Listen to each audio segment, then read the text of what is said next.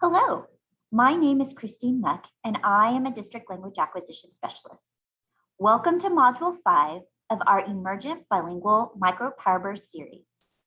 Per Texas Education Agency guidance and the passing of Senate Bill 2066, we will no longer be addressing our students as ELLs, ELs, or English learners. The appropriate term for our students who are adding English as an additional language is now Emergent Bilingual or Emergent Bilingual student. Today, we're going to talk about formative assessments for our Emergent Bilingual students. In a classroom where Emergent Bilingual students are served, it is important to post and state content and language objectives. So today, our content objective is we will examine strategies and routines to formatively assess our students' understanding of content concepts while simultaneously developing oracy skills. You'll notice that I have some words color-coded in red. I've done this so my students and I can have a conversation about these academic terms that they will face during our unit of study. Our language objective today is we will explore formative assessment strategies, record our thoughts in writing, and then respond orally to the following question. How can I implement formative assessment strategies to check for understanding? Notice here that we have color-coded language skills in blue. The what students will learn, taken from the TEKS, can be found in the content objective. The how students demonstrate what they have learned, using listening, speaking, reading, and writing, taken from the ELPs, can be found in the language objective. We just talked about the simultaneous development of oracy when implementing formative assessment strategies. So what is oracy? Oracy is the ability to express yourself fluently and communicate effectively with other people. It's important because our students need the ability to structure their thoughts in a way that makes sense to others. They also need to produce the academic vocabulary to say precisely what they want to convey. So in short, it's about being a strong and effective communicator. Take a look at this video clip of School 21, where the development of oracy is held to the same standard as reading and writing. So as you're watching this video and we explore strategies for formative assessment, be thinking about your students and the production of academic language. How might you promote oracy by using formative assessment in your teaching practice? Put your hand up if someone in your family comes from somewhere else in the world and has come to live in London. Could you turn to the person next to you and have a discussion about this talking point? I think Stratford is a better place to live because they're not against anyone and it's... So can I just clarify you? What do you mean by against? Oracy is the keystone to everything that happens in the curriculum. There are such high expectations for talk, and it does really make a difference in the children how articulate and how confident they are.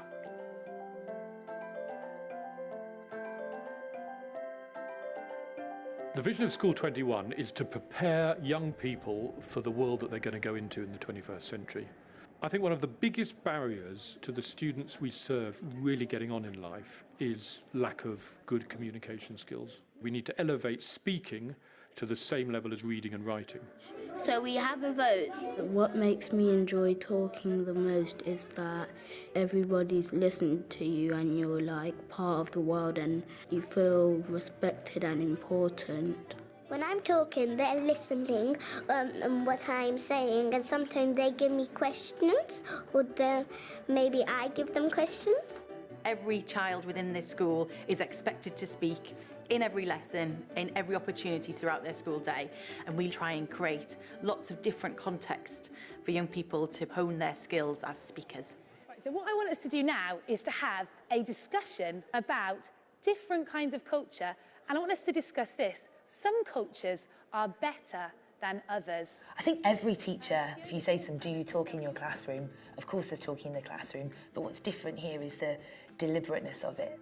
Every teacher needs to have that toolkit of things that they can draw on to bring effective talk into their practice. We've done a lot of work introducing sentence stems that children can use for different situations, so for agreeing with somebody, for disagreeing politely with someone, for challenging someone. And while we're doing that, I want you to make sure that you're using some of the sentence stems. So you might say linking to someone's point or build on something that somebody has said. Building on there. I agree because maybe The thing that's had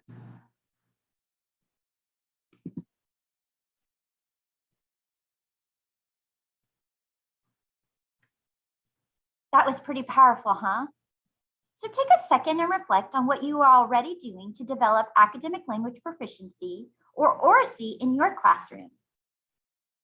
Are you providing sentence stems to promote the production of academic discourse? Do you have open-ended discussions where students can communicate their ideas? Do you provide opportunities for students to participate in dilemmas where they can agree or disagree in a structured way? All these strategies provide opportunities for students to develop oracy. So today we're going to take a look at 3 categories for formatively assessing students. The first one is ready responses. These are strategies to know when your students are ready for learning or ready to respond to a question. Randomizing and rotating who you call on makes students accountable for their learning. This would also include the expectation of responding in complete sentences using academic language. This is huge because in order to develop the oracy piece, we have to give students the structure and opportunity to produce the academic language in the context of a sentence. The last category is quick checks. Every 15 to 20 minutes, students should have the opportunity to participate in a quick check to gauge their understanding of the content you are teaching. So take a few moments to let this quote sink in.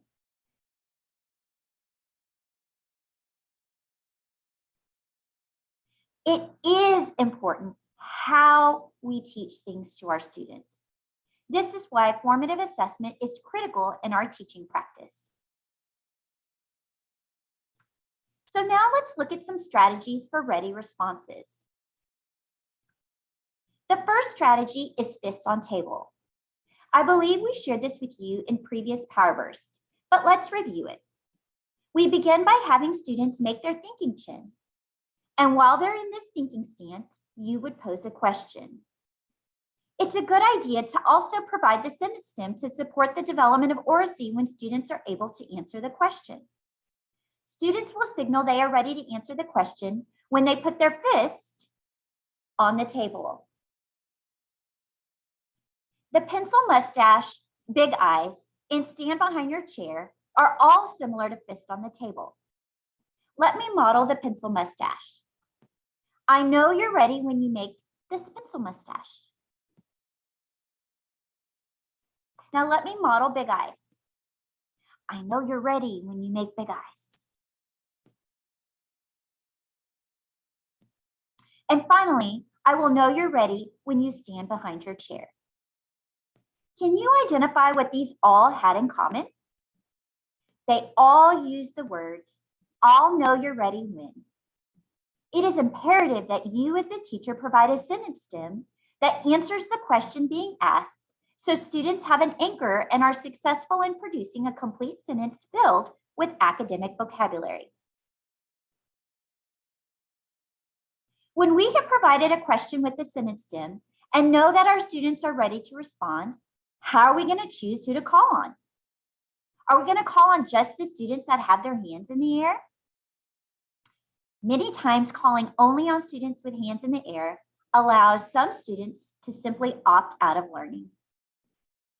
Randomizing and rotating who you call on is a great way to promote 100% participation, as well as hold students accountable for what they are learning. Here are 3 ways to randomize and rotate who you call on.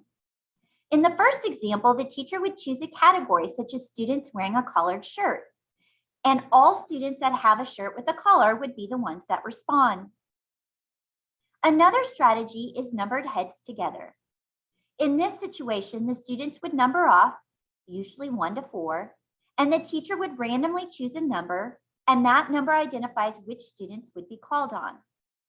And finally, the all too famous popsicle sticks randomizer. Alternatively, the use of wheel of names is a great way to randomize which students are called on. Earlier, we talked about checking for understanding every 15 to 20 minutes to gauge how students are understanding the content. So we're going to share with you 3 quick check strategies that you can use for checking for understanding along the way. The first strategy is fist to 5. With this strategy, you will ask students to make a fist, like this, and hold it to their chest. On the count of 3, students will rate their understanding of what they are learning on a scale of fist to 5. A fist would indicate that the student is struggling with the content, while a 5 would signal that the student could teach the class the material that was just learned. 1 through 4 would be the range of confidence the student feels with the learning.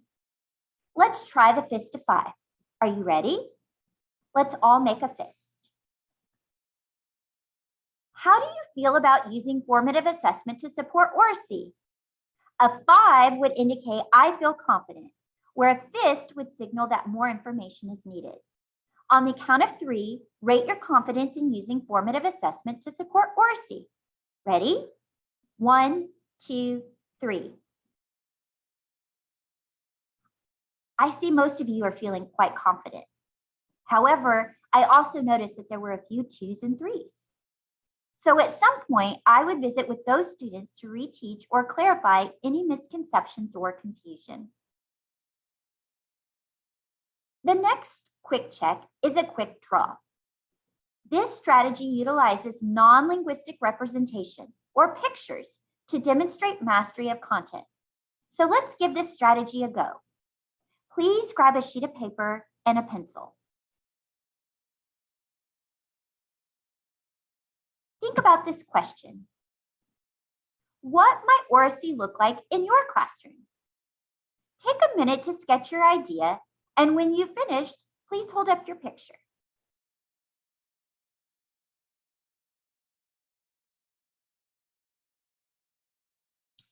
Wow, there are some creative drawings of what might be happening in a classroom where the development of oracy is a priority. When you do this with your students, you may want to randomly call on a few students to explain their drawings. And our final quick check is a crowd favorite. It's called boo, clap, cheer. The way this strategy works is the teacher gives a command of boo if, clap if, cheer if, knock on the table if, stand up if, etc. Whatever command works for you and your students. So let's give this one a go. Clap if you're committed to building oracy in your classroom. Yay! Awesome. Here's another one. Knock on the table if you are walking away with at least one strategy you would like to use for formative assessment in your classroom. There are many ways you can formally assess your students. We just shared a few that are easy to implement, but you can check out more in the link included in the description below.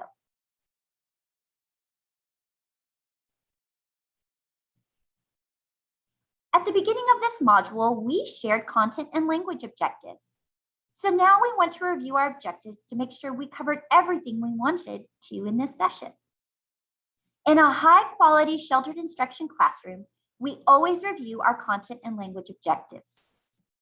Did we examine strategies and routines to formatively assess our students' understanding of content concepts while simultaneously developing oracy skills?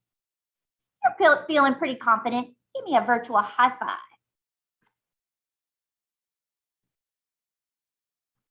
Our language objective was to explore formative assessment strategies, record our thoughts in writing, and respond orally to the following question. How can I implement formative assessment strategies to check for understanding? Take a little time to reflect on what you've learned today about oracy development and the implementation of formative assessment.